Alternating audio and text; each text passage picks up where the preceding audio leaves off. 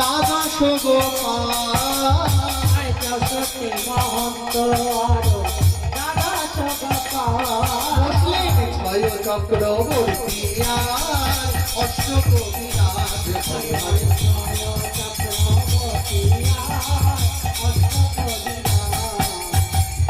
বললেন 64 মহন্ত আর দ্বাদশ গোপাল, ছয় চক্রবর্তী আর অষ্টকবিরাজ। এরা আজকে কোথায় বসলেন না অদ্বৈত অঙ্গিনার মাঝে। শুধু কি অদ্বৈত অঙ্গিনার মাঝে দ্বাদশ গোপাল 64 মহন্ত তারা থাকে? যারা নিজের হৃদয় মন্দিরটি প্রথমেই তো বললাম শান্তিপুর করিতে পেরেছে। যেমন আমরা ইহ জগতের ঘরে বাতি দিই না, সন্ধ্যাকালে এই ঘরে আমরা বাতি দিই কেন? এই ঘরে বাতি দিলে এই ঘরের আধার দূরীভূত হয়ে আলোর উদয় হয়।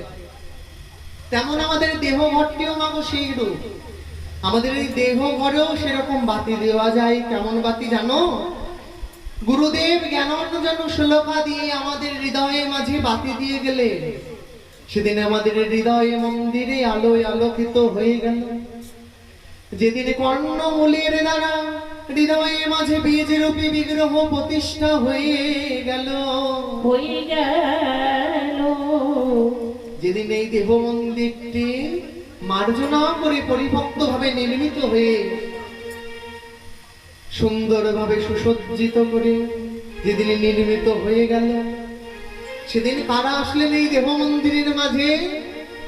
64 মহন্ত গোপাল বারো, 64 মহন্ত গোপাল বারো, 64 মহন্ত গোপাল বারো, 64 মহন্ত গোপাল বারো।